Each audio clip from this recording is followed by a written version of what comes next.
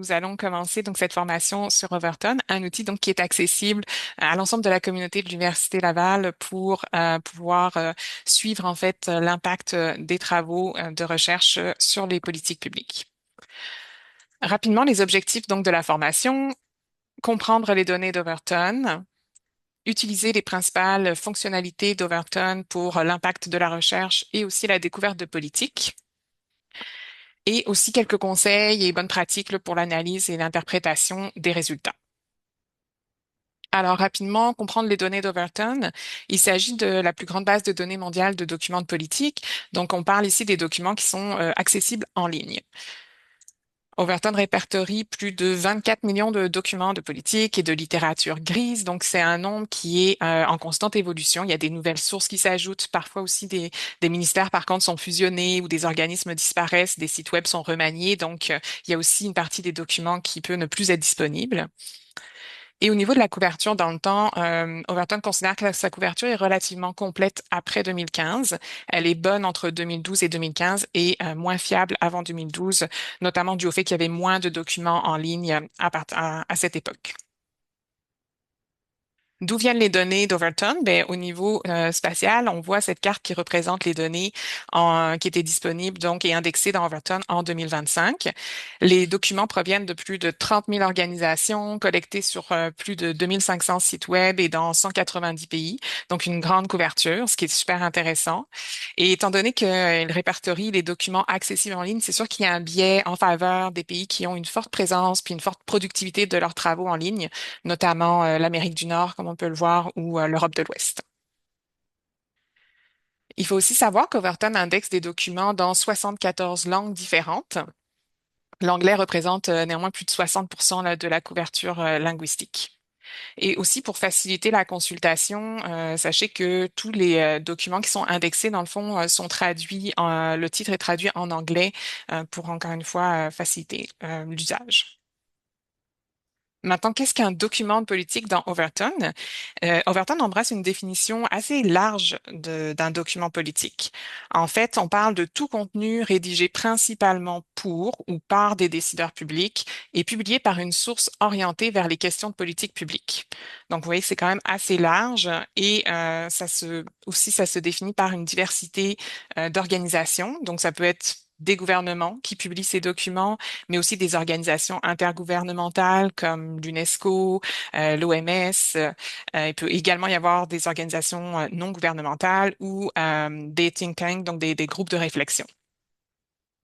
Et cette diversité d'organisations se reflète également dans le type de documents qu'on va retrouver indexés dans Overton. Donc, ce n'est pas uniquement des documents, des textes de loi, même si on en trouve, donc des documents gouvernementaux, lois, règlements, rapports de ministère, mais on trouve également des notes de brefage, des publications de groupes de réflexion, là, de type livre blanc, des guides de pratique clinique, des rapports techniques, des rapports de comité, des rapports d'audience, ou même tout simplement des fiches ou des documents d'information. Donc, vous voyez que c'est quand même très diversifié comme document qu'on va retrouver indexé dans Overton. Puis pour vous donner un petit aperçu un petit peu de l'information que vous avez qui est disponible pour chaque document de politique, voici une petite impression écran là, de ce qu'on peut retrouver sur Overton. Puis vous pouvez voir que pour chaque document de politique, vous avez un lien pour télécharger le document, un lien pour accéder au document intégral ou consulter la page web. Vous voyez également les articles scientifiques qui sont cités par ce document. Puis il y a aussi des analyses qui sont faites pour identifier les sujets des documents. Donc vous pouvez ensuite utiliser ces sujets comme des filtres. Également voir la contribution, une analyse qui est faite pour classer les documents de politique selon leur contribution aux 17 objectifs de développement durable de l'ONU. Donc vous voyez ici que ce document peut contribuer à l'ODD 3 sur la santé et le bien-être et à la cible 3.4. Il y a également, juste pour votre information, toujours dans cette zone grisée, un résumé du document de politique qui est fait et qui est généré par intelligence artificielle, mais ça peut être utile à consulter. Fait que ça fait le tour de cette première partie sur les données d'Overton, ce qu'on y retrouve. Maintenant, on va rentrer plus dans le cœur du sujet, donc l'utilisation d'Overton. Vous allez voir que c'est quand même une plateforme super conviviale et facile d'accès. Vous trouverez en bas de la slide ici l'hyperlien pour y accéder. Également le QR code pour accéder à la plateforme d'Overton. Vous avez simplement à cliquer sur Login en haut à droite et ensuite vous arriverez sur la page pour saisir votre adresse courriel. Et pour cela, il faut simplement se connecter avec une adresse ulaval.ca. Puis Overton va reconnaître la licence institutionnelle de l'université. Donc, vous pourrez ensuite arriver sur cette page d'accueil. Et ce midi, nous allons nous intéresser à trois fonctionnalités. Donc, dans le menu un peu découvrir, Discover, on va s'intéresser à la recherche de documents de politique et de littérature grise, à la recherche de personnes mentionnées ou citées dans des politiques et à la recherche d'articles scientifiques cités dans les politiques. Sans plus tarder, on va tomber dans la première fonctionnalité, donc la recherche d'articles scientifiques cités. C'est celle que je recommande, je pense, en plus dans un premier temps pour vraiment voir un petit peu quel impact ont vos travaux sur les documents de politique. Donc, vous arrivez sur cette page et il suffit simplement de saisir une liste de DOI de vos publications ou d'indiquer votre numéro ORCID, par exemple. Si vous mettez votre ORCID, ben, il faut que votre profil, bien évidemment, soit à jour. Si vous mettez une liste de DOI de vos publications, assurez-vous aussi qu'elle soit la plus exhaustive possible hein, pour vraiment maximiser votre recherche dans Overton. Vous voyez également qu'on peut mettre vraiment un grand nombre d'identifiants dans cette cellule. On parle de 25 000, donc c'est vraiment une fonctionnalité qui peut être intéressante également pour une unité de recherche. Donc, si vous êtes un centre ou un institut et vous voulez faire une recherche des publications de vos membres sur les 5 dernières années, par exemple, mais vous pouvez ici coller l'ensemble de vos DOI puis faire la recherche pour ces identifiants. Rapidement, on va faire une petite démonstration. Donc, je vais tout de suite aller sur la plateforme. Est-ce que vous voyez bien la plateforme? C'est beau? Parfait. On va y aller.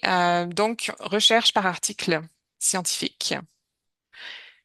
Je vais cliquer ici, puis je vais coller un lot de DOI, en fait, d'un chercheur en physique qui s'intéresse à la modélisation mathématique, puis à la dynamique des réseaux complexes.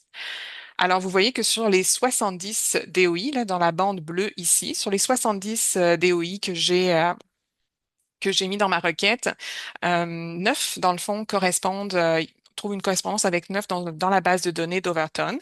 Et vous voyez ensuite la liste de ces 9 articles qui apparaissent sur la page.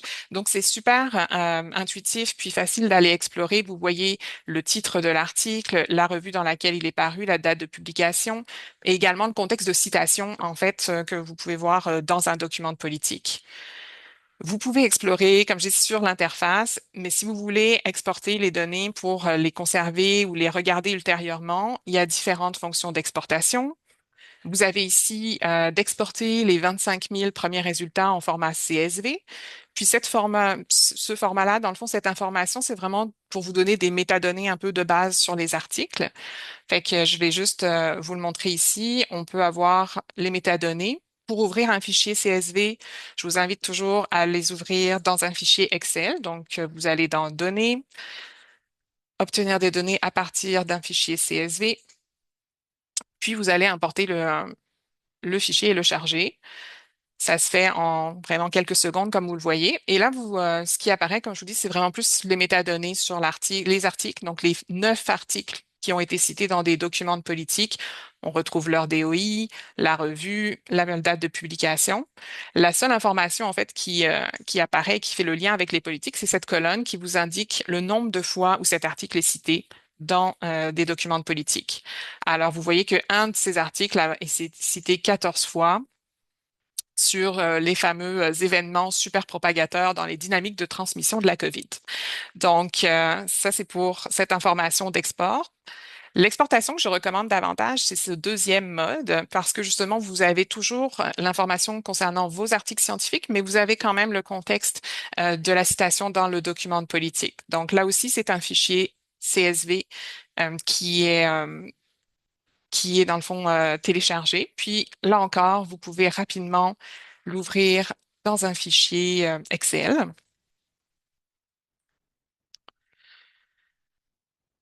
Et en quelques secondes, vous verrez les informations. Et là, vous voyez que l'article en question, qui a été cité 14 fois, on le retrouve finalement plus en détail ici et dans des colonnes ultérieures. Vous avez l'information pour savoir qui cite cet article, quelle est la source, quel est le titre du document de politique qui cite cet article et encore plus loin, vous avez le pays, bien évidemment, pour voir un petit peu le rayonnement, puis aussi les hyperliens pour accéder au document. Donc, c'est en ayant toujours l'information qui est filtrée en premier par la colonne de vos articles, vous arrivez à avoir de l'information sur les documents de politique. Fait que c'est la première voie, disons, à explorer quand on veut cibler les articles scientifiques. Si vous voulez creuser davantage sur les documents de politique en question, ben, je vous invite à aller sur le menu Explore et de voir les documents qui citent ces papiers. Puis là, c'est juste une façon dont l'information finalement présentée dans le fond change et ce qui est mis de l'avant, ce sont les documents de politique qui citent ces articles. Donc, le titre des documents de politique, l'organisation source, voir également si ces documents sont cités par d'autres documents de politique et là, la mise en contexte, elle est vraiment comment cet article scientifique est cité dans ce document de politique. Donc, on arrive vraiment à une interface qui met de l'avant les documents de politique. Et pour l'exportation, là encore, si vous voulez exporter et regarder plus tard ces documents, je vous conseille, dans le fond, l'exportation directement en fichier Excel cette fois-ci, mais des 1200 premiers résultats. Vous cliquez ici, puis dans le fond, Overton vous indique qu'il va vous envoyer un courriel pour vous envoyer les données. Je l'ai déjà fait donc un peu plus tôt. Alors je vous montre le fichier Excel en fait que vous obtiendrez. Vous voyez que vous pouvez directement dans le fond revenir à votre requête. Donc il y a un hyperlien qui vous permet de retomber dans Overton, de voir votre requête. Sinon, les résultats sont donc en différents onglets. L'onglet résultats, vous voyez que les titres, cette fois, ce ne sont pas les 9 articles scientifiques, mais ce sont vraiment les 26 documents de politique qui citent ces articles. Et ici, il y a vraiment beaucoup de colonnes, beaucoup d'informations détaillées sur ces articles scientifiques, sur ces documents de politique, pardon, notamment les organisations, les pays, le secteur, le type de publication dont il s'agit, s'il s'agit d'un guide clinique, s'il s'agit d'une publication, d'un rapport, etc. Vous avez également le nombre de citations, comme je disais, de ces documents de politique par d'autres documents de politique. Puis la dernière colonne qui peut être intéressante également, c'est de voir à quels objectifs de développement durable et cibles associés, dans le fond, le document de politique correspond. Puis c'est ça qui est intéressant, c'est que c'est pas l'article scientifique qui est associé aux ODD, mais c'est vraiment les documents de politique. Donc ça vous donne aussi encore plus une orientation sur l'impact de vos travaux sur l'atteinte des objectifs de développement durable.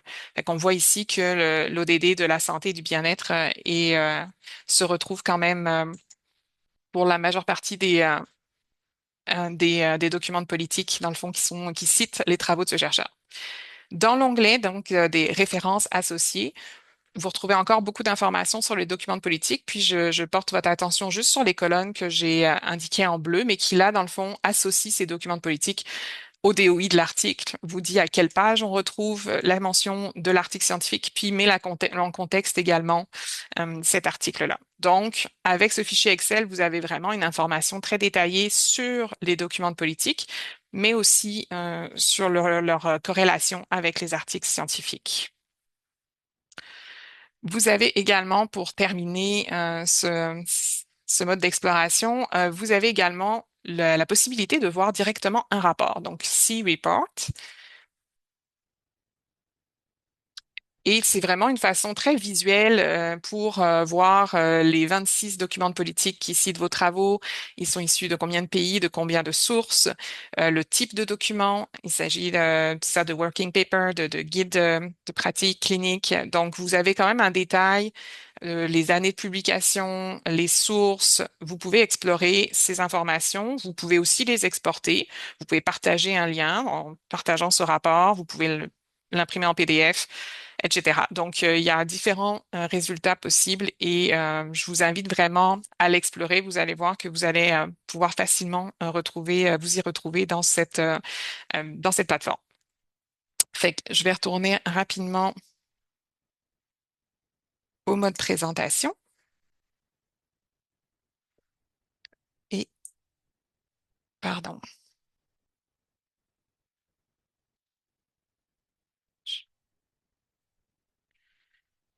Je vais juste... voilà.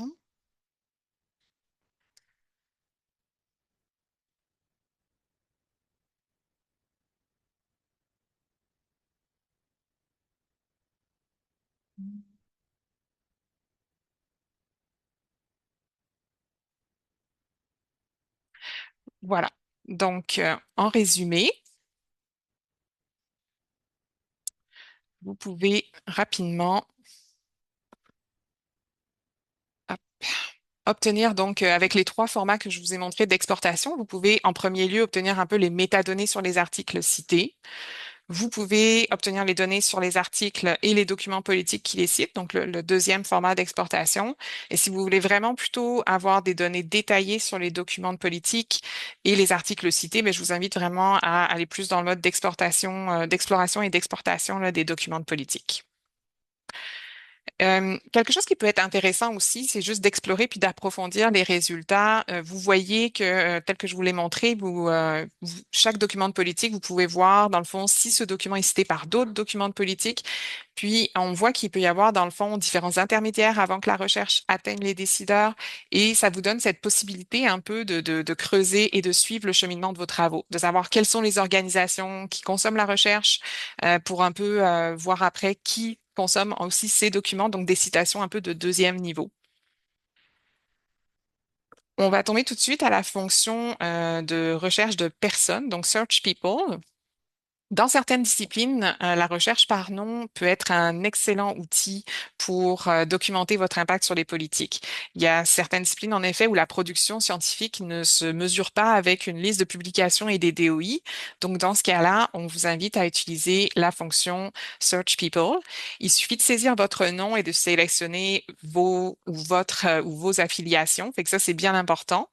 Puis je donne un exemple ici où on voit pour un chercheur, Pierre Blanchet, qu'il y a vraiment plusieurs personnes qui ont le même nom ou un nom proche. Et il peut y avoir différentes affiliations comme Université Laval, mais le CRSNG, FP Innovation. Donc, c'est important de sélectionner toutes les affiliations qui correspondent à votre profil pour ensuite aller dans le mode Explore, encore une fois. Puis là, la même façon que je viens de vous démontrer, regardez les articles scientifiques qui correspondent à votre sélection ou regardez les documents de politique qui correspondent à votre sélection. Un autre exemple ici, peut-être dans le domaine de la santé, là aussi, les affiliations, on peut voir souvent des personnes affiliées à différents centres hospitaliers, par exemple. Donc, important ici de sélectionner des affiliations. Et si vous avez déjà fait une recherche par DOI, puis vous voulez simplement compléter, vous pouvez uniquement sélectionner les mentions de personnes. Fait que là, ça peut être ensuite... ça va filtrer un peu l'information, puis vous pouvez ensuite voir les documents de politique qui mentionnent la personne. Fait que les mentions, ça peut être plus lié à une implication sur un comité aviseur, sur une participation à des audiences publiques, etc. Donc maintenant, on va regarder la troisième fonctionnalité, la dernière. C'est la fonctionnalité donc Search Policy Documents.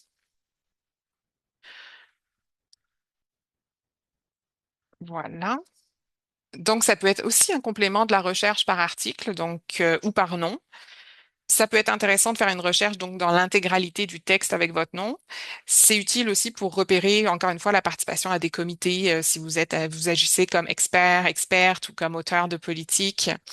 Par contre, c'est sûr que cette fonctionnalité-là fait une recherche dans l'intégralité du texte. Donc attention aux homonymes. Là, on n'a pas d'affiliation qui se retrouve là, dans la recherche. Un exemple ici où on peut mettre l'exemple d'une chercheure avec un petit degré d'approximation dans la recherche, puis on peut justement voir que cette personne participe à un comité aviseur sur l'industrie forestière durable, par exemple.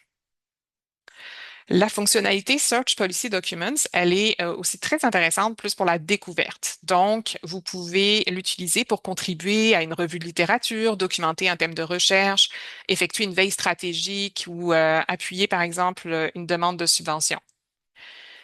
C'est une recherche qui se fait par mots-clés dans l'ensemble du texte et la recherche aussi se fait dans la langue de rédaction là, du document de politique. Là, je mets un exemple fictif, mais j'ai ciblé dans le fond des documents qui sont publiés au Canada depuis 2020 sur le thème de la transition énergétique. Donc, vous pouvez voir que le mot-clé ici est transition énergétique. Puis ensuite, on a vraiment une diversité de filtres que vous pouvez utiliser. Là, j'ai utilisé le filtre des années de publication et aussi celui lié à la source, au pays de la source. Donc, c'est un outil à explorer. Un autre exemple sur le thème de l'exposition aux écrans. Il peut y avoir des fois des termes équivalents dans votre domaine. Donc, on peut ici mentionner temps d'écran ou exposition aux écrans et voir les documents de politique qui sont associés. Puis, comme je dis, ça peut être utile dans un exercice de veille aussi qui peut vous alerter pour des nouvelles publications.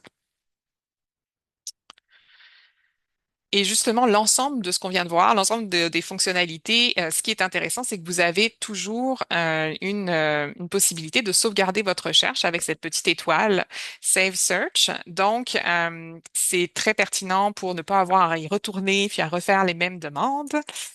Et une fois que vous avez sauvegardé votre requête, elle apparaît en fait sur votre page d'accueil là, dans la zone verte. Vous avez toutes vos recherches sauvegardées et vous pouvez cliquer sur aller voir toutes les recherches sauvegardées. Et une fois que vous tombez sur cette page-là, il y a une possibilité pour vous de créer des alertes, que ce soit une fois par semaine, une fois par mois. Recevoir une alerte seulement quand il y a des nouveaux documents qui ressortent. Donc, vraiment, c'est très fonctionnel puis facile pour vous de pouvoir le faire. Dernière petite section de cette présentation, c'est analyser puis interpréter les résultats. L'idée, c'est plus de vous donner quelques bonnes pratiques dans l'analyse des résultats. La première, ce serait de consulter chaque document de politique répertorié dans les résultats. Donc, c'est pour ça que l'exportation en fichier Excel peut être intéressante. Ça vous donne les hyperliens, vous pouvez aller les voir. Pourquoi les consulter? Mais il peut des fois y avoir des doublons. Par exemple, un document est publié en plusieurs langues ou il est diffusé par différentes sources, mais c'est le même document de politique ou parfois il a un titre et un sous-titre. Donc, il peut s'agir du même document qui est comptabilisé deux fois. Valider le contexte de la citation. Puis là, l'exemple du DOI d'un proceedings, il est possible que la recherche qui soit citée dans le document de politique n'ait pas un lien avec vos travaux, mais celle d'un autre résumé, par exemple, du proceedings. Vérifier la nature du document de politique. Il est possible aussi que quand vous creusiez un petit peu plus les résultats, vous voyez, ah, ben, ce document finalement est une liste, par exemple, de personnes ayant participé à un comité d'évaluation de la recherche. C'est peut-être pas un résultat que vous souhaitez retenir ou mettre de l'avant pour mesurer votre impact sur les politiques. Donc, dans ce cas, vérifiez. Et le cas échéant, ben, révisez le nombre de citations que vous avez par article ou le nombre de mentions de votre nom si vous estimez que il y a une certaine redondance ou certains documents ne sont pas à retenir. Également, juste vous informer au niveau de la recherche complémentaire. Je voulais juste mentionner qu'aucune base de données n'est exhaustive. Overton est un outil super intéressant à explorer vraiment, mais il est possible que vous ayez à compléter votre recherche. Puis, par exemple, vous pouvez plus fouiller au niveau des données qui sont au niveau de l'Assemblée nationale du Québec, du Parlement du Canada. Et il y a également d'autres façons de voir aussi votre impact. Par exemple, si vous allez consulter Eureka, c'est un outil qui est aussi accessible à tous les membres de l'Université Laval.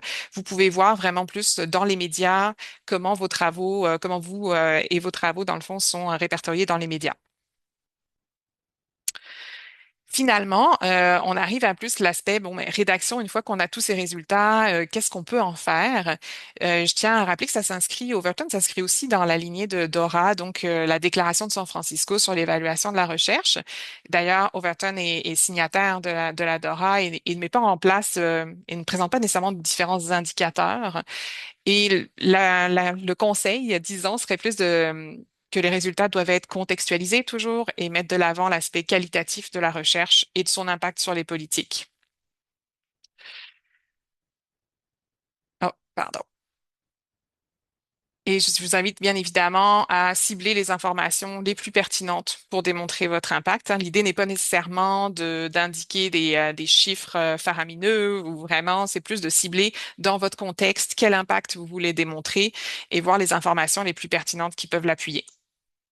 Fait que quelques petites questions qui peuvent orienter un peu votre réflexion, c'est de voir la portée, qui utilise les travaux, les résultats de vos travaux, à quelle échelle vous souhaitez démontrer votre impact. Est-ce que c'est à l'échelle provinciale, internationale?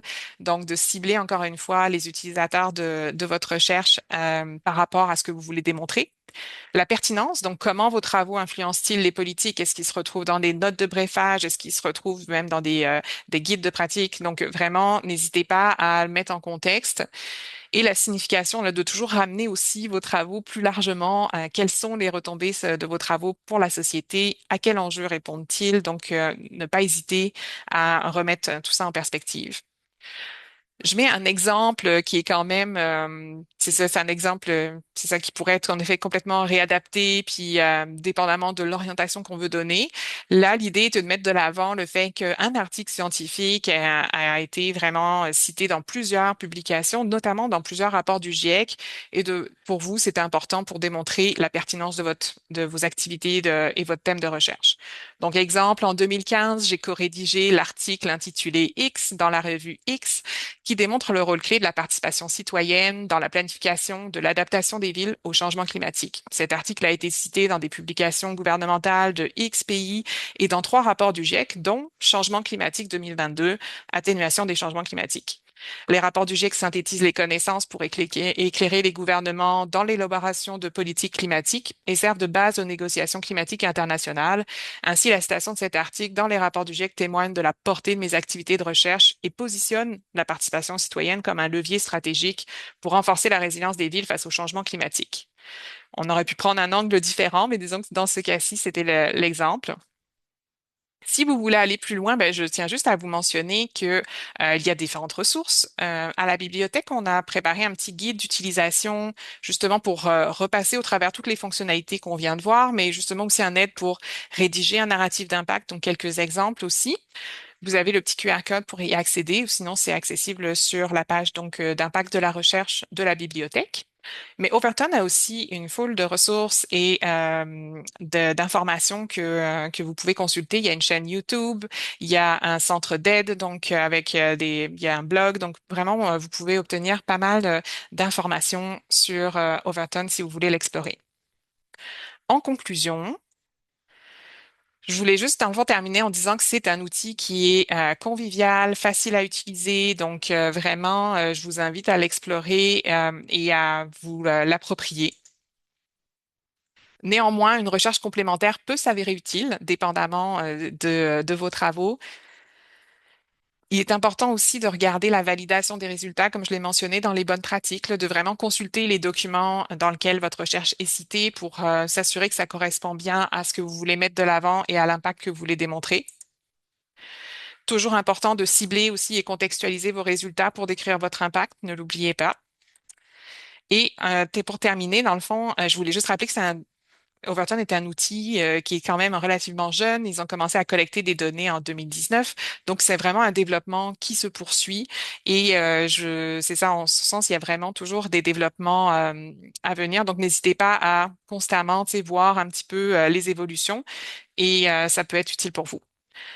Alors, avant de passer à la période de questions, je voulais peut-être justement laisser la parole à Nathalie Cornet qui est avec nous aujourd'hui. Puis Nathalie Cornet, Madame Cornet est la spécialiste de l'impact au niveau de Overton. Donc, je sais que Madame Cornet devrait être parmi nous. Je ne sais pas si Oui, je suis là. c'est beau. Parfait. Mais je vous laisserai peut-être, en effet, quelques minutes nous parler des développements en cours aussi. Puis, par la suite, je mettrai fin à l'enregistrement, puis si vous avez des questions, on pourra y répondre à ce moment-là. Madame Cornet est une spécialiste d'Overton, donc elle pourra aussi répondre à des questions plus pointues. Fait que je vous laisse la parole. Oui, merci beaucoup. Merci pour cette invitation. Donc, par rapport au dernier développement de la plateforme, parce que là, vous avez une très bonne présentation qui vous a été faite, donc des différentes fonctionnalités. Alors les nouveautés, c'est que bientôt, on va passer donc le 1er avril sur les données donc vos je ne sais pas si c'est quelque chose que vous connaissez, mais chaque, organisation de recherche donc a une ID et donc, avant on utilisait les données GRID et à partir de la semaine prochaine, on va utiliser des données qui sont plus à jour. Donc ça va améliorer la manière dont l'université de Laval va apparaître dans dans la plateforme. La deuxième chose qui est assez intéressante, c'est par rapport aux doublons. Nous sommes toujours en train d'effectuer un gros travail sur les doublons et nous avons déjà éliminé, je crois, quasiment 2 millions de doublons récemment par rapport à tous ceux qui étaient à l'intérieur de la même ressource. Et donc c'était un problème parce qu'on en avait, par exemple, des fois certains rapports étaient publiés dans différentes parties d'une, organisation politique et on les avait plusieurs fois. On a réussi à éliminer tout cela. Dans un deuxième temps maintenant, on est en train de travailler sur les doublons qui sont disponibles sur différentes organisations politiques. Alors ceux-là, on veut les garder car c'est important pour comprendre un peu, la portée donc des citations qu'ils ont reçues eux-mêmes. Mais ce qu'on voudrait pouvoir mieux permettre à nos utilisateurs, c'est de les grouper ensemble. Donc il y aura la possibilité bientôt de grouper toutes les documents politiques et de voir où est-ce qu'ils ont été indexés par différentes organisations politiques. Voilà, et autrement, je pense que c'est vraiment les 2 grandes choses qui sont, à signaler pour le moment, mais il y a pas mal de choses qui se préparent quand même pour, le reste de l'année 2026.